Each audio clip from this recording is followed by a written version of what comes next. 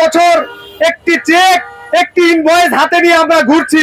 আগামী 7 দিনের মধ্যে ইভ্যালির গেটওয়ে টাকা ছাড় করতে হবে। যখন আমরা টাকা জমা দিয়েছিলাম তখন স্বর্ণের দাম ছিল 56,000 টাকা, আজকে সেই স্বর্ণের দাম 1,30,000 টাকা। যদি মেনে না নেওয়া হয় তাহলে কিন্তু আমরা এক দফা দাবিতে নামবো এবং সেই দাবিটা হবে কঠোর থেকে কঠোরতম আন্দোলন। গণ অভিযোগ দেব, এই গণ অভিযোগ আগামী 7। আজকে দেখুন আমরা দেখেছি অনেক ভাইরা অসুস্থ হয়ে গেছেন। আমাদের যত ভুক্তভোগী কাস্টমার আছে আমরা ইভ্যালি কাস্টমার অ্যাসোসিয়েশনের মাধ্যমে প্রত্যেকটা জায়গায় মামলা করে এই রাসেলকে আমরা প্রতিহত করবো ইনশাআল্লাহ।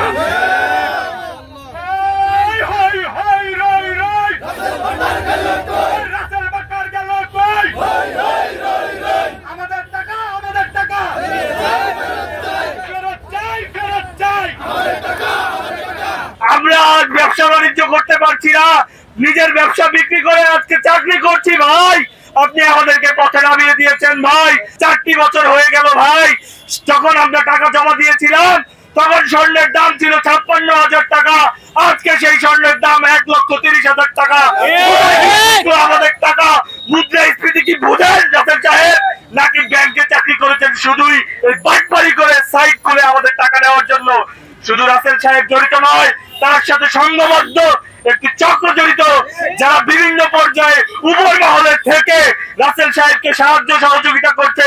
এই বড় পর্যায়ের এই রাঘব বোয়ালকে কেন আইনের আওতায় আনা হচ্ছে না? এই যে আমরা ভুক্তভোগী নিজের টাকা জমা দিয়ে আজকে পথে পথে ঘুরছি, 4টা বছর একটি চেক একটি ইনভয়েস হাতে নিয়ে আমরা ঘুরছি।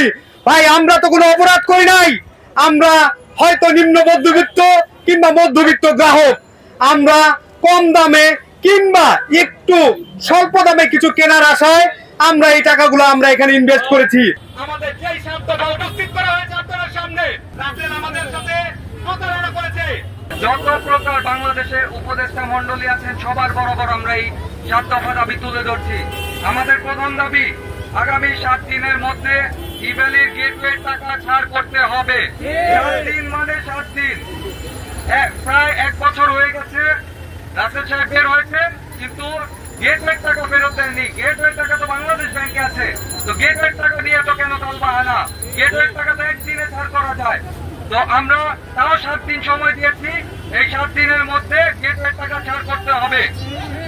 আমাদের দ্বিতীয় দাবি, এবং এটা খুবই গুরুত্বপূর্ণ, আমাদের ইভ্যালির এমডি মোহাম্মদ রাসেল এবং চেয়ারম্যান শামীমা নাসরিন তাদের দেশ থেকে নিষেধাজ্ঞা দিতে হবে এবং পাসপোর্ট জব্দ করতে হবে। কারণ আমরা মনে করছি তার অফিস বন্ধ করে রেখেছে, সে শুধুমাত্র ফেসবুক লাইভ আর জুম মিটিং এর মাধ্যমে তার চেহারাটা দেখাচ্ছেন, তার ফ্যামিলির চেহারাও আমরা দেখতে পাচ্ছি না, শামীমা নাসরিনকেও আমরা দেখতে পাচ্ছি না। আমাদের মনে হচ্ছে সে যে কোনো সময় বৈধ অবৈধ যে কোনো পথে সে দেশ ত্যাগ করতে পারে। আর যদি সে দেশ ত্যাগ করে তবে আমরা বাণিজ্য উপদেষ্টা বরাবর আমরা একটা চিঠি প্রেরণ করেছি, তারা এই বিষয়ে দায়বদ্ধ থাকবে।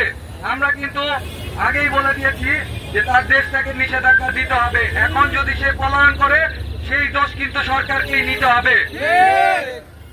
আমাদের তৃতীয় দাবি, আগামী 7 দিনের মধ্যে যে সকল গ্রাহকদেরকে ইভ্যালি কথাই এমডি মোহাম্মদ রাসেল সাহেব চেক প্রদান করেছেন তাদের পুনরায় চেক দিতে হবে, নতুন চেক দিতে হবে 7 দিনের মধ্যে। এবং যারা চেক পায়নি, যারা শুধুমাত্র অর্ডার আইডি আছে, অর্ডারের স্ক্রিনশট আছে, তাদেরকেও নতুন চেক দিতে হবে 7 দিনের মধ্যে।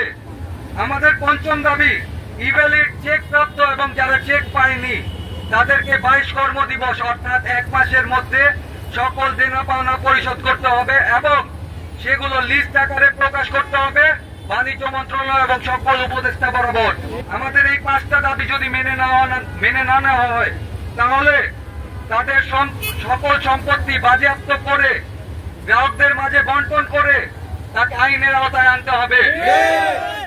আমাদের সপ্তম এবং সর্বশেষ দাবি, আমাদের উপরে 6টি দাবি যদি মেনে না নেওয়া হয় তাহলে কিন্তু আমরা এক দফা দাবিতে নামবো এবং সেই দাবিটা হবে কঠোর থেকে কঠোরতম আন্দোলন।